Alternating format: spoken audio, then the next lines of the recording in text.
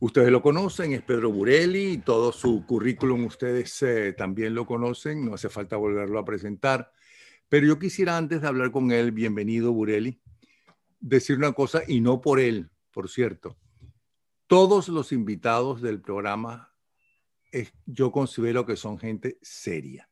Puedo estar o no puedo estar de acuerdo con lo que dicen. Está bien, solamente quiero conocer sus puntos de vista. Aquí los únicos en este programa que no aparecen son los defensores de la narcodictadura, los que trabajan para la narcodictadura, abiertamente. Yo no sé si hay otros que dicen que son de oposición y trabajan para la narcodictadura. No lo sé. Tampoco creo que todo lo que digan los enemigos de Guaidó sea realmente verdad. Entonces, a mí no me responsabilicen de lo que dicen mis invitados. Mis invitados son responsables y mayores de edad. Lo digo porque ayer hubo una frase muy polémica, con la cual yo no estoy de acuerdo, por cierto, pero que era la gran frase para un periodista, y yo soy periodista. Y mucha gente creyó que yo estaba avalando esa afirmación. Aclarado ese punto, vamos a escuchar a un hombre sensato, serio, informado, como es Pedro Burelli, sobre, bueno, se acabó el año, ya lo pasamos por fin, y qué nos espera en las próximas semanas en la lucha contra la dictadura. Bienvenido.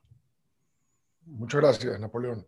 Y de verdad que es importante que la gente entienda que alguien que hace con tanta constancia un programa como el tuyo no debe ser víctima de la polarización, porque tú estás tratando de informar, y en esa información yo creo que es importante que la gente oiga distintos puntos de vista. Yo no creo que darle el micrófono a gente que puede diferir de un porcentaje de la audiencia es ningún crimen. Yo creo que al contrario, no hay nada peor que tratar de entubar las noticias para decirle a la gente solamente lo que ellos quieren oír. Yo creo que es importante inclusive para uno recapacitar de las posiciones de uno es oír posiciones que son contrarias a la de uno, ¿no? En el sentido, inclusive gente que son de oposición, pero tiene una visión distinta de cómo se está haciendo oposición en Venezuela, por lo cual yo creo que tu introducción es muy acertada y la celebro. Y además que de paso celebro lo que tú haces. He disfrutado mucho los programas que estaba contigo. Me he dado cuenta que tienes una audiencia gigantesca, una audiencia de gente que es muy necesitada de noticias, muy necesitada de análisis, y yo creo que estás haciendo un servicio muy útil, por lo cual para uno participar en tu programa es un placer real, es un placer de verdad, verdad, no es ningún esfuerzo. Yo creo que uno se da cuenta que lo que la mayoría de los venezolanos necesitan, aparte de libertad y democracia, es un poco de información, que está muy asociada con la libertad y la democracia, y yo creo que esta ventana que tú le das es maravillosa. Gracias, muchas gracias. A mí lo único que me preocupa de los nuevos medios, de las cosas maravillosas que tienen los nuevos medios, como por ejemplo poder conversar nada menos que contigo, y tú estás en Washington, y aunque estuvieras en Pekín, donde estuvieras, podemos conversar, es que radicalizan a la gente. Radicalizan aún más a la gente. No es que estas dictaduras intenten, y lo han hecho con éxito, dividir a la población. No es nada nuevo tampoco, por aquello de dividir y vencerás, pero los medios han radicalizado demasiado a la gente, y entonces la gente se mete, bueno, yo me voy a meter donde quiero que me digan las cosas que yo quiero escuchar, ¿no? Entonces, eso no es democrático ni inteligente tampoco, porque si yo solamente escucho a la gente que quiero escuchar, ¿no? No voy a saber qué dice la otra gente, ¿no? Que además está luchando, como yo, en contra de una dictadura, una narcotiranía o lo que sea. No, yo tengo que escuchar a todo el mundo. Claro, A los únicos que no escucho, porque ya sabemos que no tienen en absoluto ideología y además son unos narcotiranos y yo no los voy a publicitar, es a los de la narcotiranía y más nada. Pero es que hay gente que no se da cuenta de eso, que los están manipulando y ellos creen que están luchando. Eso es lo que me preocupa. yo creo que la polarización es producto de una cosa muy sencilla. Las barreras de entrada para que alguien pudiera opinar anteriormente, sí, había un elemento elitesco. Si los medios de comunicación, fuera radio, televisión, medios impresos, había como una decisión editorial. Entonces, en un grupo editorial, una élite informada decidía quién tenía acceso a su medio. Hoy en día, con las redes sociales, todo el mundo tiene un megáfono. Y mientras más duro grites en el megáfono, es posible que atraigas a más gente. Entonces, se te genera con las redes sociales, se te genera como una especie de plaza pública. Yo me recuerdo mucho en Londres, donde en Hyde Park, yo estaba pequeño, vivía en Londres, y habían como unos soapboxes, que eran unas cajas de jabón o algo, donde se paraba la gente en cada esquina, una cosa que se llama la esquina de los speakers corner, y se paraban a dar discursos de diferentes gente y tú ibas caminando oyendo los distintos discursos. Y esa era un poco la única forma que tú tenías de ver. Tenías que tomar la decisión de irte a Hyde Park y empezar a ver a estos distintos personas dando discursos. Bueno, eso se globalizó y se globalizó sin ningún criterio. Entonces, hay muchísima gente que tienen mucho impacto porque lo que dicen le parece lógico a alguna gente. Eso puede ser porque es verdad, porque confirma los sesgos que uno tiene, entonces te sientes apegado, esa persona está diciendo lo que yo quiero, y definitivamente mientras más duro hablas, más seguidores tienes. Yo lo que creo que es impactante darte cuenta de que no es mientras más sabes, más seguidores tienes, sino mientras más duro hablas, mientras más confirmas los sesgos de un lado o el otro, y eso te va llevando a una polarización. Los medios tradicionales, adaptándose a las redes sociales, han adoptado lo mismo.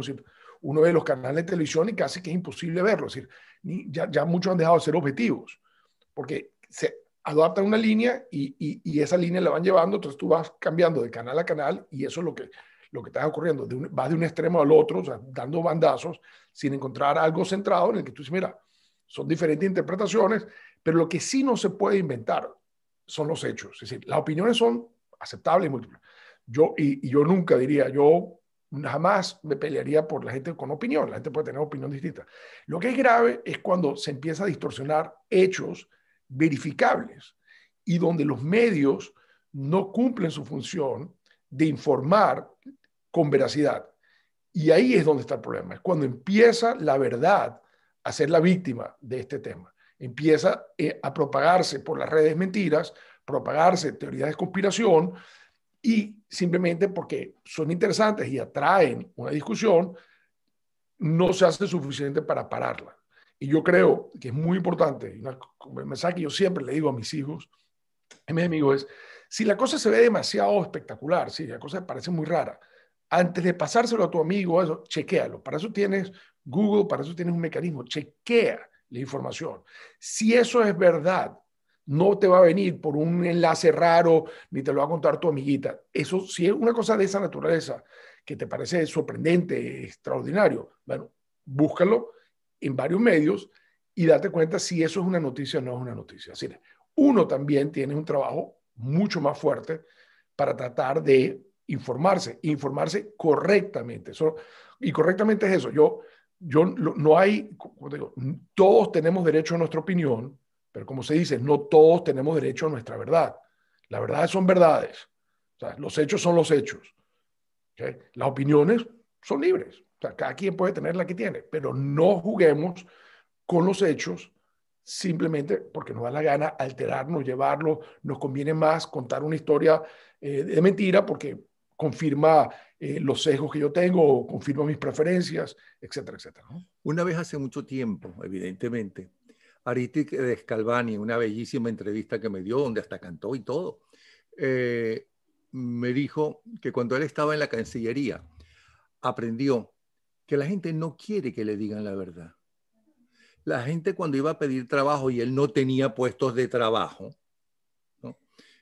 No quería que le dijera, mira, no tenemos puesto de trabajo, sino que se iba más contento, ahí se iba molesta. Pero que cuando le decía, mire, en este momento no hay, pero vamos a tener puestos de trabajo, ¿no? Esperemos que usted sea uno de los que puedan tener uno de esos puestos de trabajo. ¿Okay? Y que además la gente quiere que le hagan todo. La gente quiere que otros tumben al narcorrégimen, que otros hagan tal cosa, que otros hagan tal cosa, ¿no? Y hay unos que lo entienden. Bueno, yo soy flojo, yo no soy político, yo no soy tal cosa, yo soy miedoso, yo soy lo que sea. Yo estoy en otra cosa, yo tengo que alimentar a mis hijos primero, lo que sea. ¿Okay? Pero otros lo hacen con maldad, auténtica maldad. Y esa gente enferma a la otra gente, porque en estos medios la gente confunde lo que es una noticia con una creencia. Yo puedo creer que hay marcianos y que yo vi un marciano. Yo una vez entrevisté a una señora que me decía que cuando empezó a decirme, digo, tú dirías eso por la radio, ¿no? Bueno, que llegó Jesucristo y se sentó en su, ella estaba en Margarita, que llegó y se sentó en su cama y ahí estaba él. Digo, ¿y cómo sabes tú? Pero tú viste a Jesucristo, ¿no? Entonces ella me dice, sí, sí. Y no te dio miedo que no fuera Jesucristo cuando él entró y viste una sombra allí de más en medio de la oscuridad, ¿no? No pensabas que era un ladrón, que era lo más lógico que entrara un ladrón, ¿no? A un cuarto de una mujer o un violador, ¿no? Y ya completa. Terminó, por cierto, en un sanatorio. Eso pasa. Pero eso lo viví yo. Pero una cosa es la noticia, que por cierto, a los periodistas les han enseñado a que hay que verificar desde 3 vías diferentes una noticia antes de publicarla. Pero como ahora con los medios y la maravillosos que son los medios, todo es instantáneo, entonces la prensa tradicional, especialmente la escrita que está desapareciendo, pues tiene que apresurar la publicación de la noticia, ya no hablo de cuando en la prensa que sale al día siguiente, sino en las páginas que ellos tienen. Sí. No, y eso pasa, mira, yo en una clase que doy en la Universidad de Georgetown, en un seminario, yo siempre le digo a los estudiantes, que son más o menos siempre como de 30 años a 35 años, yo le digo, ustedes son la primera generación que son ignorantes voluntarios. Lo que ustedes no sepan es porque ustedes optaron no saberlo. Cuando yo estaba creciendo, yo tenía 1000 excusas para no saber algo. Cuando uno tiene ahora en la mano, o sea, un aparato de este calaña, con todo el acceso a información que tiene, lo que uno no sabe es porque uno optó no saberlo. Una decisión voluntaria de ser ignorante. Cuando yo te oía de pequeño en la radio, y era uno de mis ídolos en la radio, yo decía, bueno, yo no tenía mucho más acceso. Yo no sabía si un profesor existía o no existía. Y si sabía que un profesor existía en tal lado, costaba $7 el minuto llamarlo por teléfono a Alemania. ¿Y por qué me iba a responder? Y si le escribía no sabía si iba a llegar el correo. Y hoy en día tenemos la posibilidad de saber todo. Lo que hay que tener la disposición, y una disposición de decir, ¿sabes qué? No me voy a creer las cosas simplemente porque confirman y porque a mí me gusta la noticia. Quiero verificarla. El trabajo de verificación hoy en día está en las manos del usuario, que tiene unas herramientas que los periodistas esos que formaron con la tradición de verificación de 3 fuentes hubieran soñado con tener un acceso inmediato a Internet para verificar información. Hoy en día eso lo tiene el ciudadano. Eso es una responsabilidad del ciudadano, no del periodista. Yo iba 2 veces a la semana hasta el centro de Caracas, allá en el Panteón, a la Biblioteca Nacional, ¿no? Cuando estaba la hemeroteca allí, a chequear el Nacional, el Universal, los periódicos, sobre todo cuando tenía unas columnas en la página de arte del Nacional, no del Universal fue primero, con Sofía Inver, sobre, por ejemplo, la historia de la radio, la historia de la televisión o cualquier otra cosa. Tenía que chequear, por ejemplo, los periódicos de aquella época, de cuando apareció la primera emisora que era Aire. Oye, quedaste con la costumbre, porque todos los días me llega una portada que me mandas con un periódico de Venezuela. No, pero es que a esa hora ya no la tengo que ir a buscar. Ahora la consigo en Internet. La busco en Google. Esa página la busco en Google, punto. Claro, maravilloso. Bueno, y la pregunta que tiene que ver con el programa de hoy es, ¿qué clase de ciudadano se está formando?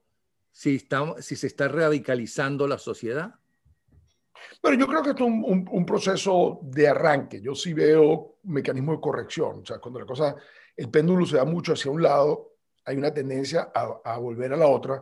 Yo creo que los mismos medios están dándose cuenta que tienen un rol que no esperaban, que es el rol de verificación. Y entonces al lado, tú ves algunos medios que al lado de su medio normal tienen una, una parte de verificación. Yo siempre, por ejemplo, la agencia France Press, o sea, tiene una cosa donde te están verificando todo el tiempo ciertos temas. Te has dado cuenta que las redes sociales, que hoy en día tienen una influencia muy grande como medio de la gente recibir noticias, ha empezado a tener que agregar, esta noticia no es válida, busqué esto, usted, el mismo WhatsApp, a veces te llegan esas cosas que están circulando mucho en WhatsApp y al lado tienes una pequeña cosa que tocas y te dice, usted quiere investigar esta noticia.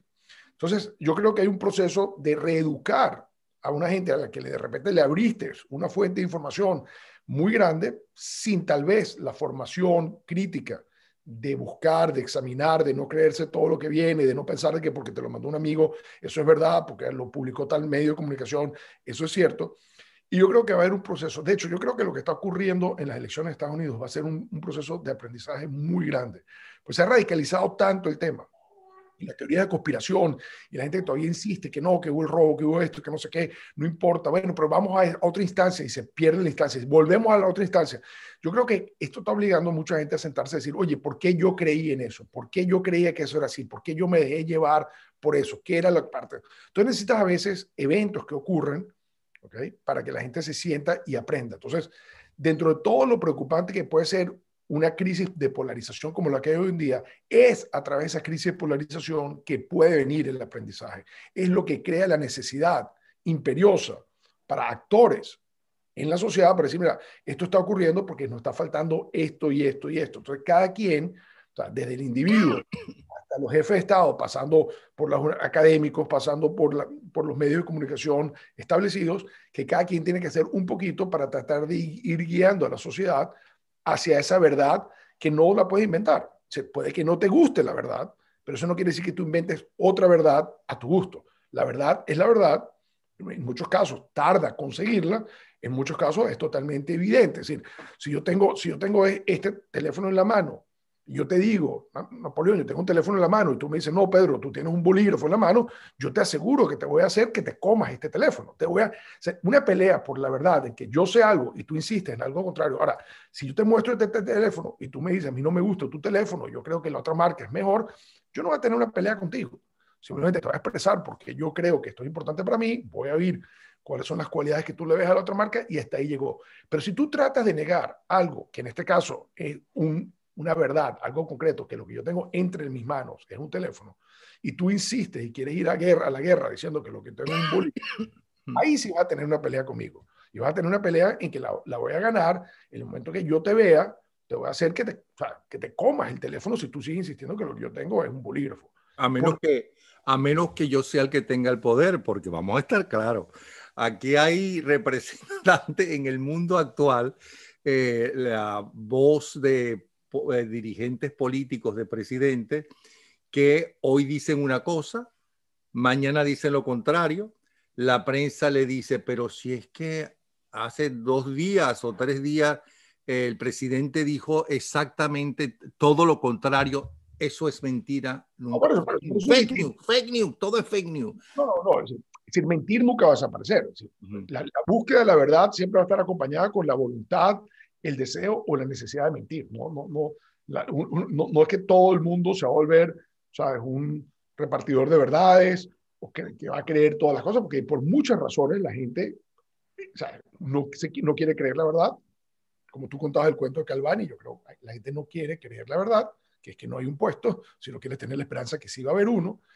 Hay gente que simplemente cuando lo descubren diciendo mentira, no puede aceptarlo, no se dan cuenta a veces que la mentira al final siempre te va a alcanzar y al final siempre le alcanza. Casi todas las crisis políticas terminan siendo consecuencia de una mentira que se te va creciendo y de una mentira pequeña al principio termina con una crisis política grande al final. Esa es la tendencia natural de las mentiras. Yo siempre digo a la gente, si tú siempre dices la verdad, no te tienes que recordar de nada. ¿Okay? Además, en definitiva, escuchar a una persona inteligente con las cuales tú no tienes, no estás de acuerdo en muchas de sus ideas, es culturizarte, es enriquecerte. Claro, es que Estás enriqueciendo. de hecho, casi siempre cuando yo tengo, a mí me pasa siempre que yo busco, a mí no me gusta hablar con alguien que piense igual que yo. O sea, no es que no me gusta, sino que o sea, si yo veo que alguien tiene una posición totalmente contraria a la mía y es una persona inteligente, o sea, no una persona, o sea, que está ensimismada y terca y no sé qué.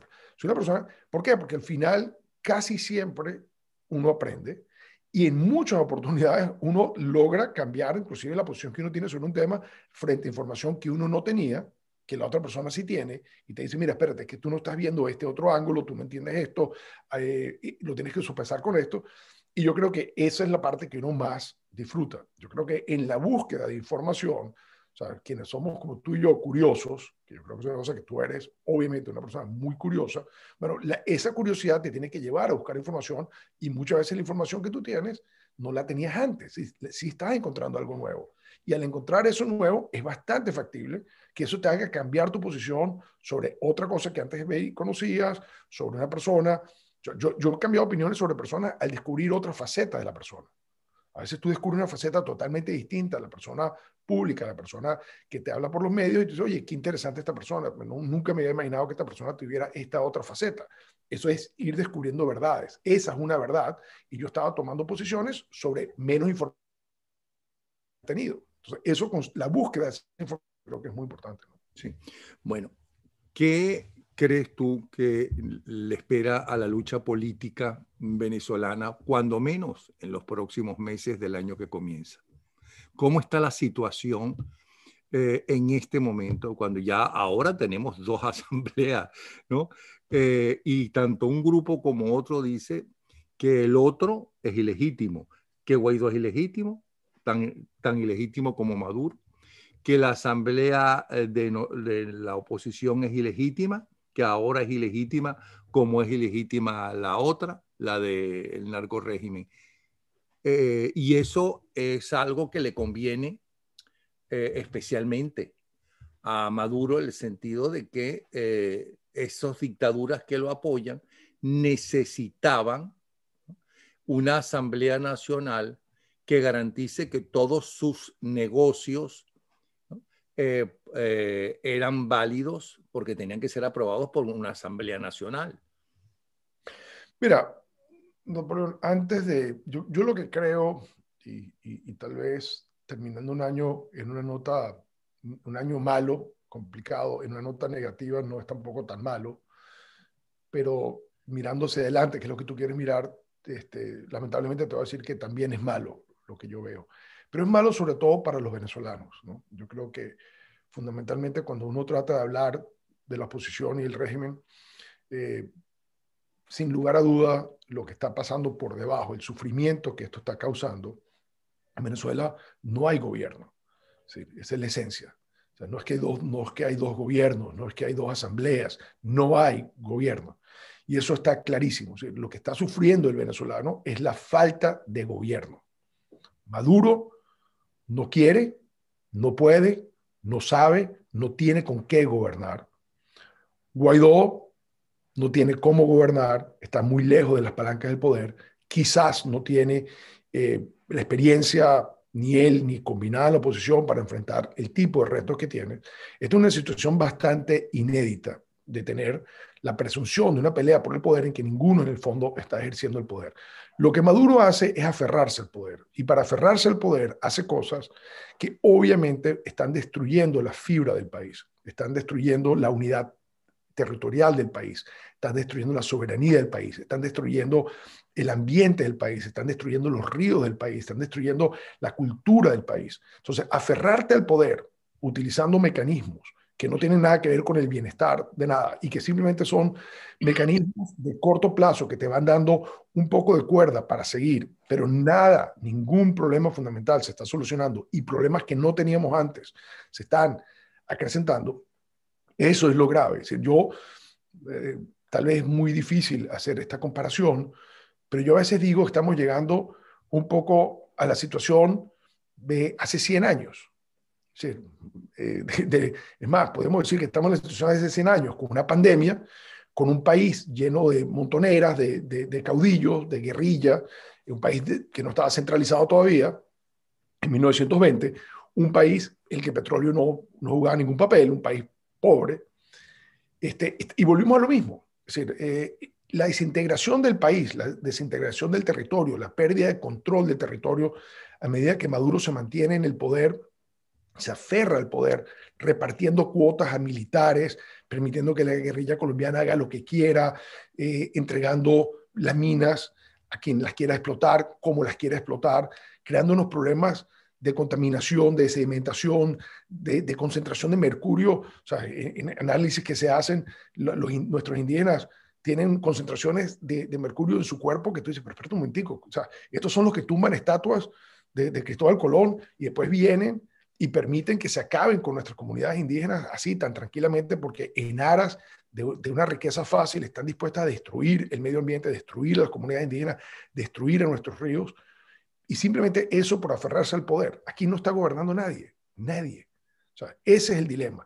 Y no creo, hiciste una observación que yo estoy muy en desacuerdo, yo no creo que Rusia o China o Turquía se beneficien de esta asamblea. Yo creo que ellos entienden perfectamente bien de que el juego sigue siendo negativo, de que todo están operando sobre una cosa donde ellos tienen otros intereses que están jugando en Venezuela, pero que en Venezuela no es el sitio donde les importa el negocio.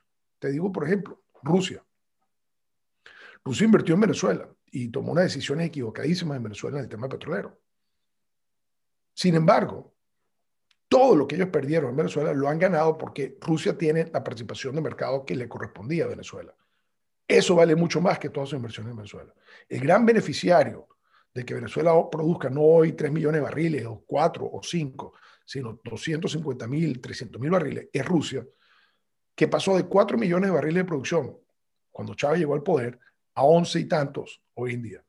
Una parte de ese crecimiento viene de la cuota que le correspondía a Venezuela.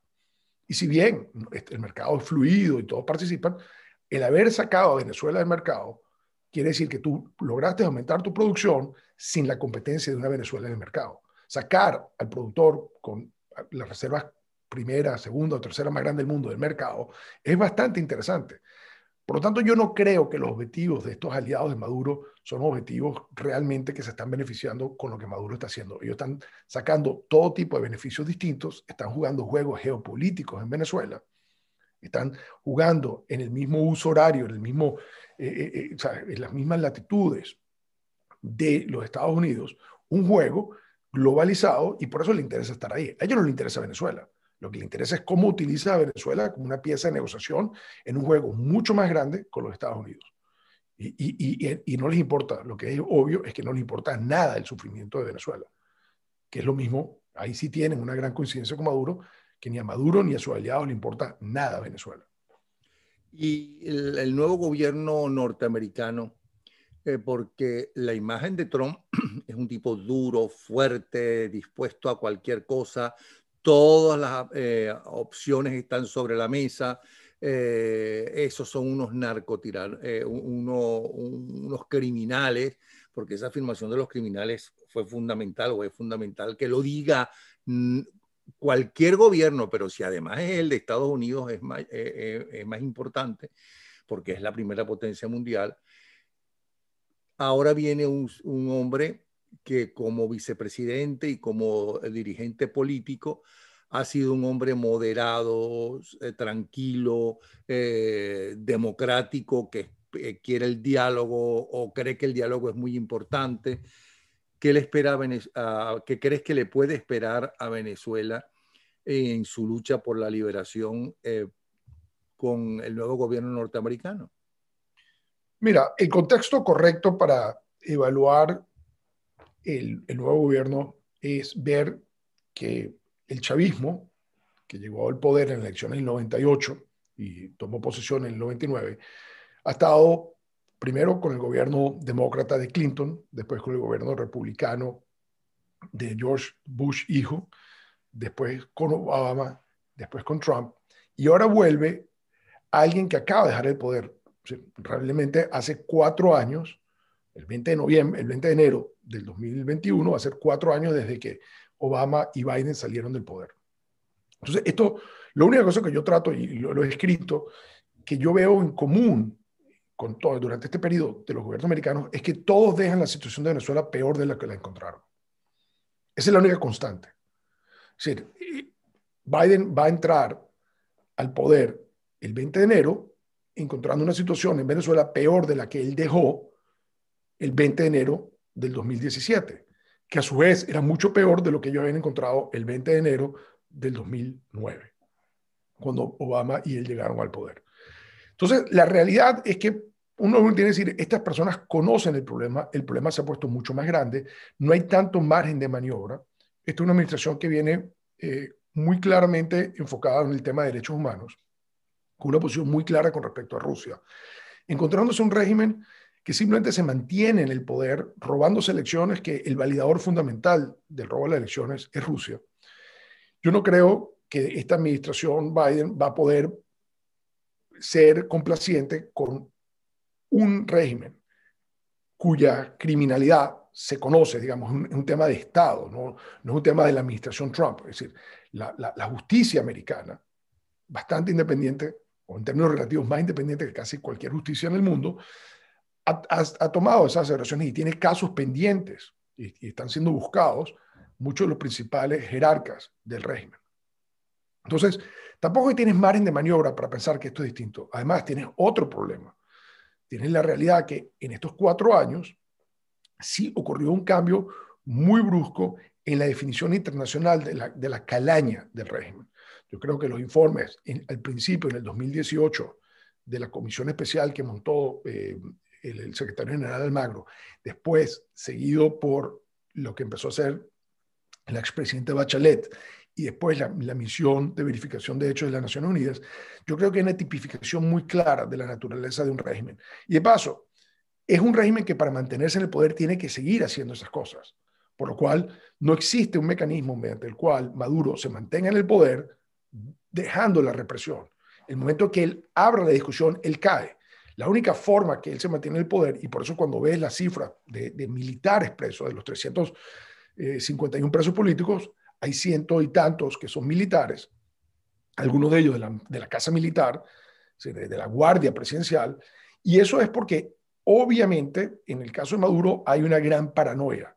Por lo tanto, no existe un mecanismo en que Maduro se regrese, se vuelva más amplio, se pueda cohabitar con alguien que es un criminal que está aferrado al poder. Eso es lo peligroso. Lo difícil que estamos viviendo ahorita, y lo que te digo que es inédito, es que nadie está gobernando y los que se están aferrando al poder no tienen una mejor alternativa. Ellos ven todas sus alternativas fuera del poder como peores y se están aferrando en una forma que es también inusitada, porque ellos se han sentado a negociar y mientras están negociando, vamos a tomar el caso más reciente que fue las negociaciones de Noruega, que empezaron en Oslo y después se pasaron a Barbados, mientras estaban negociando, estaban apresando a gente, torturando a gente, el FAES se estaba matando a gente, es decir, que ni siquiera hicieron una tregua, ni siquiera quisieron dar una demostración de decir, mira, nos hemos equivocado, pero queremos buscar una negociación sobre la base de un giro profundo de nuestra forma de gobernar o de mantenernos en el poder, no vamos a seguir haciendo. No, ellos permanentemente siguen haciendo, que lo que va haciendo es más difícil su salida. Yo a veces le digo, el problema es que Maduro no tenga una salida fácil, no es culpa mía. Yo no decidí saquear el país, traficar con narcóticos, lavar dinero en narcotráfico, crear comité un grupo de exterminio, torturar a gente en la cárcel. Eso no lo decidí yo, eso lo decide Maduro y lo decide un grupo cercano a Maduro que lo siguen haciendo 24 horas al día, 7 días a la semana, 365 días al año, haciendo muy difícil una salida negociada. Y eso creo que es lo que lo entendió el Vaticano, lo entendió República Dominicana, lo entendió ahora Noruega, de que con estos personajes no se puede negociar. Y yo creo que lo va a entender muy claramente la administración Biden, porque no tiene derecho ni tiene mucho margen de maniobra para empezar de cero, justamente porque ellos acaban de dar este problema que lo vieron empeorar durante los 8 años que estuvieron en el poder. Ellos fueron los que empezaron las sanciones, ellos fueron los que avalaron y trabajaron muy duro para que hubiera una elección del 2015, cuyo resultado fue una elección más o menos transparente, en que se demostró el tamaño de la oposición y que esa asamblea tampoco pueden permitir que se haya eliminado con una elección fraudulenta como la del 6 de diciembre. Entonces, lo interesante de la administración Biden es que viene muy condicionado por la realidad de Venezuela y muy condicionado por la experiencia que ellos mismos tuvieron a medida que se les fue agravando la situación de Venezuela y ellos empezaron a tomar medidas cada vez más fuertes hasta el punto final de cuando llegó, que están a punto de entregar el poder, ellos renovaron la orden ejecutiva, que es el paraguas para las sanciones, a días antes de entregar la presidencia, lo renovaron por un año más. O sea, obviamente no se vencían sino en marzo, pero ellos en enero del 2017 lo renovaron. Entonces yo veo que no va a haber un gran cambio, se van a encontrar ellos con una papa caliente que hubieran preferido que le hubiera resuelto Trump. Yo creo que Trump sí se enfocó mucho en el tema de Venezuela, eso hay que darle cierto mérito, sí la calificó a Venezuela como lo que es y a Maduro como dictador, pero no tenía una estrategia de salida. No estaba dispuesto a dar el próximo paso y yo creo que en cierto sentido tú puedes decir, cuando analices el 20 de enero del 2021, puedes decir también que en el caso de la administración de Donald Trump deja el tema de Venezuela peor de lo que lo encontró. Y los venezolanos entonces no tenemos que sentir temor porque cambie de una manera eh, en contra de la lucha frontal contra Venezuela, el nuevo gobierno norteamericano. Yo creo que no vas a ver un cambio. Lo que sí vas a ver es una parálisis, que es la parálisis que te viene cuando te das cuenta que el problema es gigantesco. Si tú no tienes un problema sencillo a resolver. Yo creo que siempre que vamos a discutir sobre Venezuela, fuera de Venezuela y sobre todo dentro de Venezuela, yo creo que uno tiene que decir cuál es el contexto en que yo voy a opinar. O sea, yo no puedo opinar sobre qué Guaidó ha hecho o no ha hecho si yo no sé cuál es el reto que le dimos a Guaidó, o sea, qué fue lo que le pedimos que hiciera. O sea, si a Guaidó solamente y únicamente le pedimos que saliera de Maduro. Él no le pedimos que resolviera el problema de educación, ni de infraestructura, ni de electricidad, nada. Nosotros le pedimos, y la Constitución da un mandato que él asumió de salir de Maduro. Por eso es que la gente está molesta con él, porque no salió. Pero ¿quién es el régimen? ¿Con qué ayuda contó Guaidó para salir? ¿Cuál es el apoyo real, más allá del reconocimiento diplomático y eso? ¿Cuál es el apoyo real para salir de lo que existe en Venezuela? ¿Okay? Que sí es una narcotiranía, ¿okay? Y hay que entender qué significa eso. Si son unos tiranos que además están dedicados al negocio del narcotráfico, eso genera una serie de relaciones criminales muy poderosas que se van a defender, que no se van a dejar quitar el negocio tan fácilmente, y unas asociaciones internacionales sospechosísimas, muy difíciles de imaginar cuál va a ser su reacción, y una desinstitucionalización del país en que algo tan importante como las Fuerzas Armadas, que no existen, ¿okay? Porque cada vez que la gente dice, no, es que las Fuerzas Armadas, no, señor, partamos del hecho que la Fuerza Armada no existe. Hay hombres y mujeres que se disfrazan de militares temprano en la mañana, a las 3 de la tarde se quitan el disfraz, no quieren dejarse ver en las calles con su disfraz de militares, porque no son militares. La institucionalidad militar, la verticalidad de las Fuerzas Armadas, la unidad de mando, de principios, de objetivos, no existe. Las Fuerzas Armadas hoy en día es una parte integral, fundamental, medular del problema de Venezuela y no de la solución. Por lo tanto, tenemos una institución con un mandato muy claro en la Constitución, siendo una parte fundamental del problema.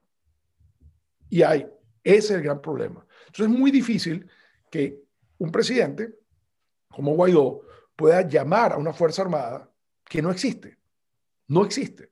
Ahí yo creo que cualquier general le da miedo tomar una decisión porque sabe que lo van a desobedecer, que está tan fragmentada la estructura militar, tan corrompida la estructura militar que no se puede llamar Fuerzas Armadas. Las Fuerzas Armadas, por definición, tienen una concepción monolítica, una verticalidad en la línea de mando, una unidad de propósito, y eso no existe en Venezuela. Entonces, en ese contexto, es que esto es difícil, tanto para Juan Guaidó como para Donald Trump, para Joe Biden, o sea, para Boris Johnson, para Macron, para el que quiera ayudar es difícil. Y por cierto, esto también es difícil para los que creen que están haciendo negocios en Venezuela, para Rusia, para China y Turquía, porque este país tiene por delante unas posibilidades muy grandes de que las cosas se van a empeorar mucho más antes de mejorarse.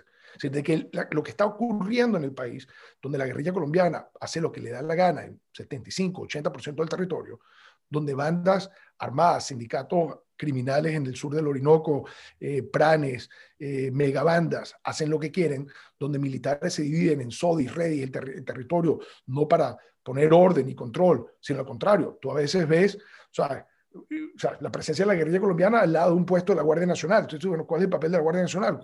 O al lado de un puesto del Ejército. Entonces, ¿qué es lo que está ocurriendo en este país? ¿Qué es lo que ocurrió? ¿Okay? Y por eso es que yo digo, Napoleón, que nos volvimos a una época cuando o sea, no había aparecido un Juan Vicente Gómez que había centralizado el país. Espérate un momento, déjame acabar con todas estas montoneras, déjame acabar con este caudillismo que hay a lo largo del país y crear un solo país, que no empieza a ser y a orientarse hacia la democracia hasta que no cae en manos de Eleazar López Contreras, que es un verdadero demócrata, ¿okay? Que es, como digo, el último general en jefe de verdad que tuvo Venezuela, y que el mismo momento que llega a la presidencia se despoja de su uniforme, no lo vuelve a utilizar más nunca, solamente lo entierran con su uniforme, pero en vida, del momento en que toma el poder hasta que se muere, más nunca se pone su uniforme, y empieza la reestructuración de llevar a Venezuela hacia un país civilista, democrático, y que gracias al petróleo fue próspero.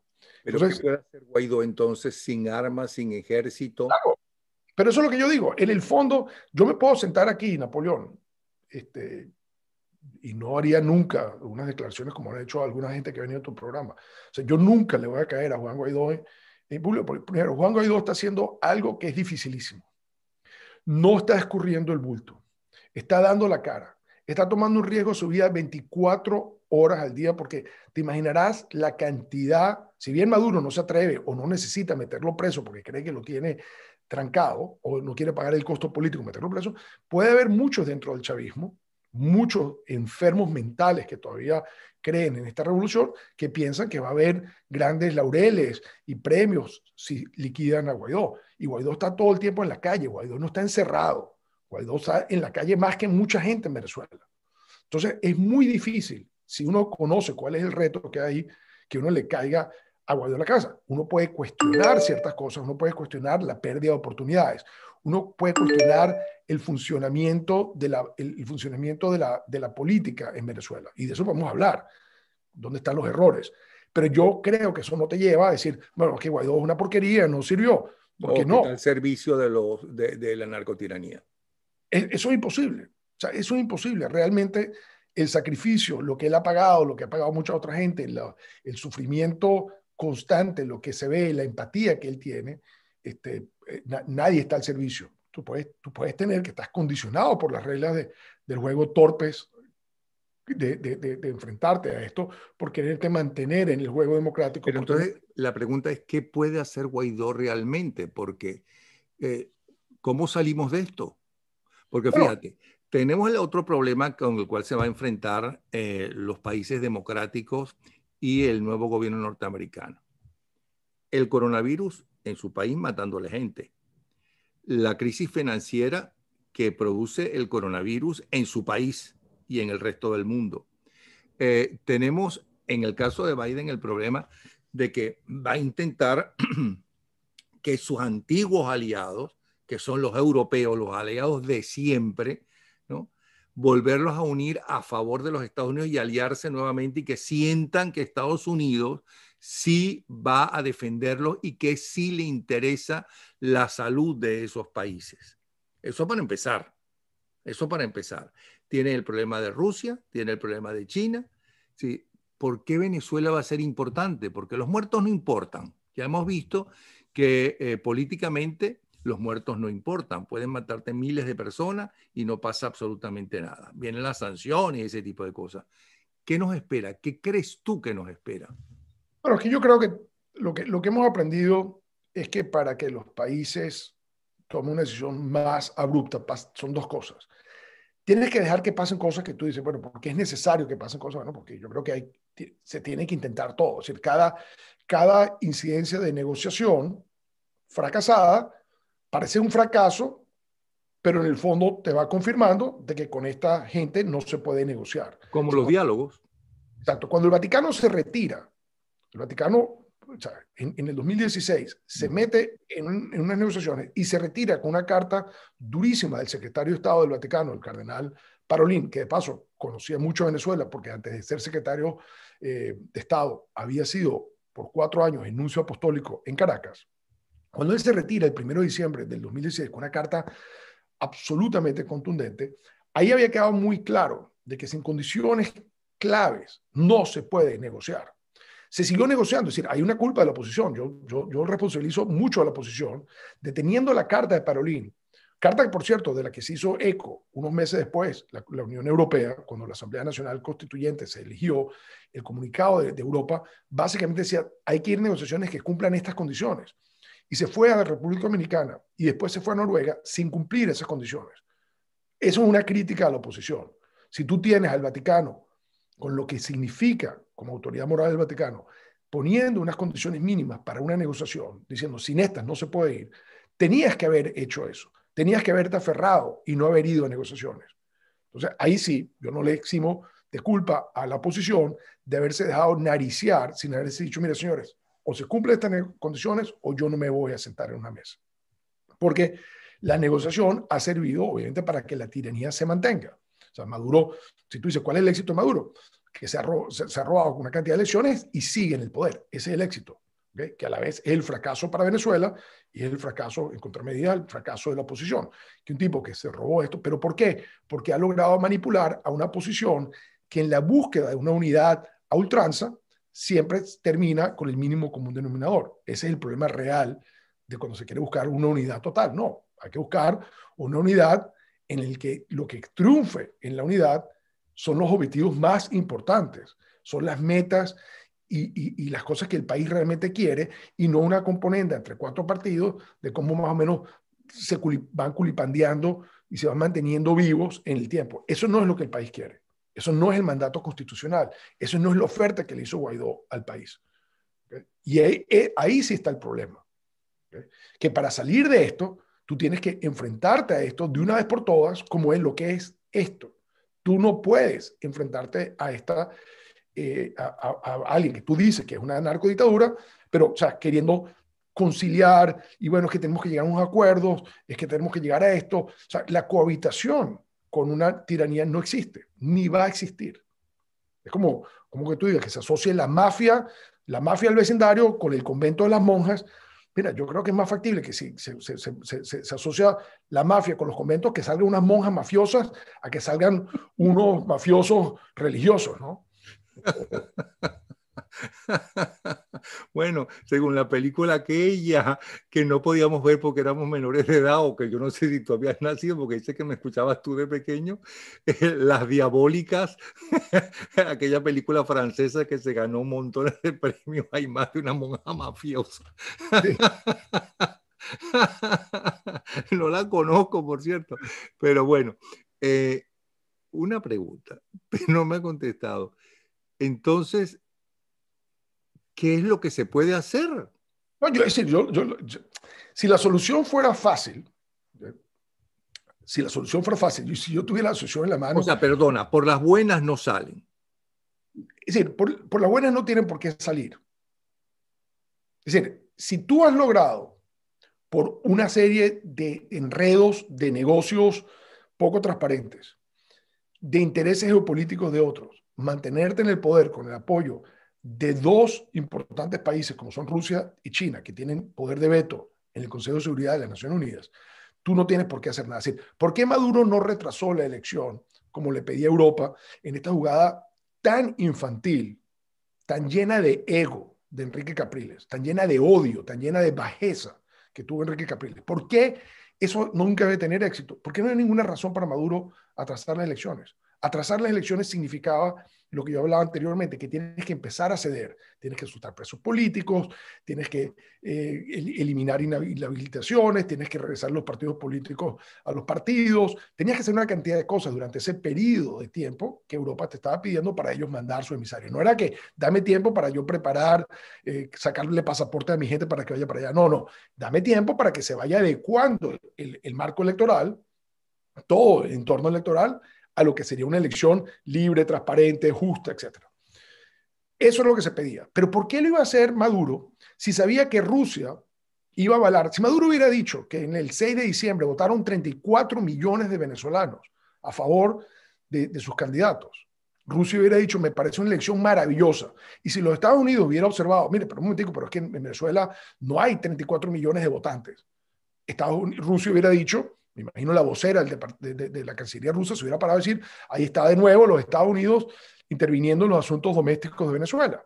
Entonces, con esta jugarreta perversa que existe, Maduro no tenía ninguna razón, y no tiene ninguna razón, mientras Rusia y China vean que jugar con Venezuela es parte de una jugarreta grande que ellos tienen en conflictos de otra naturaleza con los Estados Unidos. Entonces, es muy difícil desde el punto de vista de esperar que eso ocurra. Ahora, llegará, y ha habido negociaciones. Hay instancias de negociación donde se ha tratado de traer a China, Rusia, a Estados Unidos con otros países a tratar de hablar sobre el tema de Venezuela, que avanzan muy poco, pero a la larga yo creo que ahí yo me atrevo a decir que por más autocracias que sean Rusia y China, al final tampoco les un gran dividendo para ellos seguir apoyando a alguien como Maduro. O sea, al final ellos van a tratar de buscar un cambio también. Entonces, por ahí viene un cambio. Segundo, dentro del chavismo yo creo que hay muchísima resistencia. El chavismo, o sea, que sueña con una cosa que no existió, que es mentira, que es falsa, pero sí, se veía mejor con Chávez que con Maduro. ¿Okay? Esa es una de esas verdades. Ahora, lo que hizo Chávez es traer a Maduro. Lo que Maduro está haciendo es la continuidad de lo que hacía Chávez. Si el que Chávez hubiera continuado, creo que estaríamos en la misma situación. Pero es difícil que la gente no mire para atrás y diga, oye, yo en el 2010 vivía bien. Entonces, entre esa idea, esa ilusión de que se vivía bien, hay un grupo del chavismo que dice, el chavismo lo está desprestigiando Maduro, Sila Flores, los hermanos Rodríguez, este pequeño círculo de mafiosos, y nosotros tenemos que salir de ellos. Entonces, hay una lucha interna dentro del chavismo. Tercero, dentro de la misma Fuerza Armada, que no te estoy diciendo que son una institución, pero sí son hombres y mujeres armados, hay mucha resistencia y mucha rabia. O sea, yo si fuera Maduro, y creo que no soy yo creo que el hecho de que Maduro tiene tantos militares presos te indica que él tiene miedo de que los militares le puedan hacer algo. Que él, al meter gente de la casa militar presa, gente que está dentro de su entorno, gente que está muy cerca, que sabe dónde duerme, cómo se comunica, cuáles son las claves, quién es quién, y los termina metiendo presos, quiere decir que él sabe que muy cercano a su entorno, él tiene enemigos o potenciales enemigos. Lo tonto es que yo estoy seguro que cuando él mete preso a gente, los amigos, los colegas, los compañeros de promoción, que son compadres, que son los amigos de toda la vida, están más bravos todavía sabiendo que sus compañeros están siendo torturados en los calabozos de la DGCIM. Entonces, a Maduro se le está creando un círculo en el que yo creo que es más probable que su caída sea producto de un conflicto en que de afuera lo terminan vendiendo, de adentro lo terminan vendiendo o liquidando. Y yo creo que la oposición, en el fondo, realmente, más allá que seguir dando la lucha y mantenerse unida, no creo que tiene grandes posibilidades de hacer algo. Ahora, eso de mantenerte unido y mantenerte en la lucha frente a la amenaza de una represión creciente, eso te va a generar un movimiento de resistencia. Yo creo que la oposición, acabada un poco la figura realmente de una asamblea, creo que nos vamos a encontrar en una situación de una oposición nueva que va a empezar a surgir, en la que alguna gente se va a apaciguar, otros van a estar hablando todos los días que hay que negociar, y yo creo que te va a salir de la misma oposición un grupo que va a estar dispuesto a subirle el volumen a las acciones, y yo creo que nos vamos a ir a una lucha mucho más de resistencia, con costos mucho más altos. Por eso decía yo no veo que para el venezolano el año 2021 va a ser bueno, no, ni desde el punto de vista económico, ni desde el punto de vista de la pandemia, pero mucho menos desde el punto de vista político. Lo que nos espera va a ser fácil, va a ser muy, muy difícil porque se va a descomponer el juego. La última posibilidad que había de una solución constitucional, democrática, electoral y pacífica, que había sido en el 2015 con la elección de una asamblea que te generaba un contrapeso de poderes que no llevó a nada. Después te llevó el año pasado la oportunidad de un gobierno reconocido por 60 países que tampoco llegaste a nada. Has ido agotando ciertos caminos y creo que te vas llegando a los caminos más complicados, más rudos, en las que yo no estoy seguro exactamente cuál va a triunfar, pero sí creo que Maduro lo va a tener difícil por su particular naturaleza. Es decir, creo que es un tipo demasiado incompetente en el cuanto a la gestión del día a día del Estado. Se le está saliendo de las manos del país, no tiene control de nada de lo que ocurre en el país. se aferra al poder, que sí en eso ha sido muy hábil, y hay que darle todo el crédito, que ha sabido como un gatico que se pega a un suéter, está pegado, guindado, agarrado al suéter. Claro, cuando tú lo despegues, el suéter va a quedar destruido, ¿okay? Va a quedar deshilachado el suéter. Y cuidado, la piel debajo del suéter va a quedar, o sea, con muchos arañazos. Y yo creo que esa va a ser la realidad. Pero vamos hacia un escenario en que la salida va a ser impredecible, va a ser difícil saber qué pasa después, pero yo creo que ese siempre ha sido el escenario. Yo creo que inclusive si Guaidó hubiera logrado salir de Maduro, el mejor escenario, que Maduro hubiera hecho, mira, yo no aguanto la presión, me voy, un escenario totalmente optimista, yo creo que lo que hubiera ocurrido a partir de ese mismo minuto que Maduro se va, era que un gobierno nuevo, presidido no por Juan Guaidó, una junta de transición, un gobierno de transición, hubiera tenido que enfrentar, o va a tener que enfrentar, problemas gigantescos y todos en simultáneo. Es decir, o sea, que no hay posibilidad de decir, no, es que esta es la prioridad de este lado. Todos los problemas son importantes, todos están ocurriendo, todos están afectando a la población y tienes muy pocos recursos para manejarlo. Yo a veces, a los que son más jóvenes no lo entienden, pero el cuento ese famoso de Rómulo y We Will Come Back y toda la teoría de Rómulo, yo estoy seguro que si Rómulo Betancourt regresara del exilio mañana, porque cayó el gobierno, y regresa al exilio, yo creo que se devolvería al exilio bastante rápido. O sea, yo creo que lo que encontraría no se parece en nada a la situación cuando hablamos de la caída de Pérez Jiménez y lo que fue la reconstrucción democrática de Venezuela, se hizo con retos mínimos en comparación de los retos que hay hoy en día. Ahora, ya nos contestaste muy inteligentemente y muy claramente, ¿no? Lo que nos espera, tanto a los ciudadanos como a los narcotiranos en el 2021. Pero hay mucha gente que piensa todavía que un buen tiro lo hace todo y que la intervención militar es absolutamente necesaria. Entonces, por eso te pregunto lo siguiente. ¿Cuándo, primero, si los Estados Unidos, para los Estados Unidos, Venezuela realmente, ¿okay?, es un problema prioritario para ellos de seguridad, que es lo importante para manejar el ejército? Y segundo, ¿qué es lo que decide que los Estados Unidos, ¿no?, violen y no les importa que se rasguen las vestiduras los chinos, los rusos, las ONG y todas esas cosas, y mandan a matar a Bin Laden en otro país que no tiene nada que ver con ellos, o al musulmán y demás? ¿Por qué ellos sí han podido hacer eso y qué decide que ellos hagan ese tipo de cosas? ¿Qué decide que ellos digan, bueno, hasta aquí llegamos, ¿no? No quieren salir por la buena, no hay ejército venezolano, nos están perjudicando, me dirás tú en qué, ¿no? A nuestra seguridad nacional, hay que matarlos. Yo creo que... Perdona la pregunta, que parece como infantil, pero bueno. No, sí, pero vamos no a llegar a la palabra matamos. Vamos a llegar a la situación de tomar acciones mucho más de No, fuerza. a Bin Laden lo mataron. Está bien. Yo creo que en el caso fundamental de los Estados Unidos, la protección de su territorio, la protección de su población, de su seguridad, eso es lo más importante. Yo creo que ellos están muy claros que lo que amenaza su seguridad... Perdona, Borelli, quiero que estés claro que no me estás respondiendo a mí, sino al grupo de personas que piensan eso. No, claro, no. Háblales a ellos. No, lo entiendo, no. Yo lo que creo es que yo sí creo que lo que está ocurriendo en Venezuela, es decir, que tener una especie de Somalia, una parte como del este del Congo, de Sierra Leone, creciendo en el centro de las Américas, va a terminar afectando a los Estados Unidos de muchísimas formas. Afecta a sus aliados, afecta a sus intereses políticos, va a generar una ola migratoria, va a generar una ola migratoria hacia los Estados Unidos. Te lo aseguro, que los venezolanos se van a pegar en las caravanas de Centroamérica.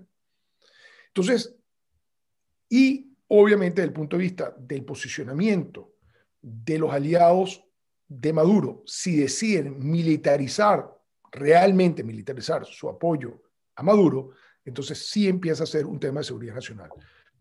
Eso lo vas a ver tú No, eso no es que uno lo crea, eso lo va a ver tú en la discusión diaria, política, abierta, transparente en los Estados Unidos. Tú vas a ver que los programas de opinión, los programas de los domingos, donde van los senadores, los miembros del gabinete, no sé cuánto, van a estar hablando del tema de lo que esto representa. Venezuela no es percibido realmente por la mayoría de los Estados Unidos como un riesgo hacia su seguridad nacional, en el verdadero sentido de la palabra, de que los ciudadanos americanos están en gran riesgo. De hecho, te voy a decir, cuando Trump decía que todas las opciones estaban sobre la mesa, las opciones más rudas tenían una asociación con que se metieran a la embajada, que tomaran rehenes americanos, que se metieran con ciudadanos americanos en los Estados Unidos. Las opciones más rudas estaban asociadas con eso. Era esos escenarios. Por eso, cuando se cierra la embajada, empieza a desaparecer algunos de los riesgos que ellos perciben. Y lo que ellos están dispuestos a hacer, y lo demuestran a cada rato, cualquier cosa por defender su seguridad nacional, por castigar a quienes la amenazan y por rescatar a sus rehenes cuando los tienen. Entonces, ese tipo de juego de subir, ir subiendo y que los Estados Unidos diga esto es de prioridad y tengo que arriesgar las dos cosas fundamentales que, ya, como dicen aquí, sangre, es decir, la sangre de sus ciudadanos y tesoro, o sea, que es el dinero que cuesta eso, el arriesgar sangre y tesoro requiere una percepción nacional de que esto es un problema que afecta a la seguridad nacional. Para los gobiernos es muy difícil adelantarte, por más que tú me imagines, vamos por mal camino, esa conversación de voltearte al país y conseguir el apoyo político, conseguir los votos en el Congreso por intervención y eso, requiere que haya una percepción real de una amenaza. Se ha intentado. La gente ha dicho, no, los iraníes, hace años, no, los iraníes montaron misiles en Paraguaná que alcanzan a Miami, cosas. Trataban de ver cómo alguna gente se generaba esa discusión en los Estados Unidos. Y otra vez, ese era el caso en que la verdad, la información de la agencia de inteligencia decía, mira, eso es mentira, eso es un rumor, eso no es así, y quedaba tapiado eso. Entonces, la realidad es que lo que la gente cree requiere una certeza de que esto va a ser un riesgo. Te voy a decir, y creo que es importante el contexto también. Cuba. Cuba fue un riesgo para la seguridad nacional de los Estados Unidos durante unos días de octubre del 62, cuando se descubrió que estaban montando misiles nucleares en territorio cubano. Durante esos 13 días, la crisis de octubre, fue el momento en que los Estados Unidos sintió la amenaza más grande porque a 90 millas de su territorio había armamento nuclear. En ese momento, la capacidad de mandar armas nucleares estaba limitado por la parte de la cohetería. Hoy en día no, hoy en día te lo pueden mandar de cualquier lado, de un submarino. Entonces ya hay una concepción distinta de lo que representa un riesgo. Y Corea del Norte es un riesgo porque tiene dos cosas. Ha desarrollado una bomba nuclear y tiene cómo hacerla llegar a largas distancias. Esas son las dos cosas. O tres cosas en realidad. Desarrollar una bomba nuclear, hacerla pequeño y montarla en un cohete que tenga capacidad de hacerle daño o destruir una ciudad americana. Esa es la razón por qué Corea del Norte es una prioridad. Esa es la razón por qué Irán es una prioridad. Esa es una razón por la que Rusia y China son prioridades, simplemente porque le presentan a los Estados Unidos una amenaza real. Bin Laden, curiosamente, con lo opuesto, absolutamente lo opuesto a una guerra nuclear, unas navajas, unos cuchillitos, le hicieron a Estados Unidos dentro de su territorio un daño gigantesco que nunca se hubieran imaginado que hubieran hecho. O sea, las dos veces que han atacado a los Estados Unidos en su territorio fue en Pearl Harbor, un ataque de sorpresa, y Bin Laden y su equipo el 11 de septiembre del 2001. Entonces, por lo tanto, la categoría de enemistad, de enemigos, tú te fuiste a la guerra contra Japón y te fuiste, obviamente, a tratar de liquidar, hasta liquidar a Bin Laden, porque era parte de tu revenge, de tu venganza. Ahora, en el caso de Venezuela, Venezuela se mantiene siempre por debajo de esa línea en la que se puede generar una discusión de que es una amenaza real hoy a los Estados Unidos. No hay ninguna duda que va a crecer y que si no se para va a ser un problema. Pero entre que estás atacando una situación que es real hoy y una que puede volverse realidad, es donde está el área de indecisión, el área donde los políticos empiezan a hacer sus cálculos, el área donde empiezan a tener, o sea, miedo. Y en cierta forma, vuelvo a lo que te dije al principio, el riesgo de Venezuela ha ido creciendo y se ha ido viendo desde siempre, y la administración americana siempre han venido un poco detrás del riesgo y el mundo un poco detrás también. ¿ok? Y en la medida que ellos perciben y saben la realidad del problema, también saben lo complejo que es solucionarlo. Es decir, Venezuela no es hoy en día un tema de quitar a Maduro, ¿ok? Sino cómo limpias la estructura que Maduro está creando, que también va a acabar con Maduro, pero va a quedar en el sitio. Es decir, Maduro, es factible que a Maduro lo saques del poder y después tengas que lidiar con lo que se queda en el, que se queda en el país. Una estructura absolutamente criminalizada que la tienes que ir desmontando. Es un problema que va a amenazar a Guyana, a Brasil, a Colombia, a las islas del Caribe. Es decir, al final y al cabo, que se perpetúe una especie de régimen totalmente criminal, con un letrero de neón gigantesco que dice República Bolivariana de Venezuela, abierta para actividad criminal 24 horas al día, impunidad garantizada, eso va a afectar a toda la región. ¿Okay?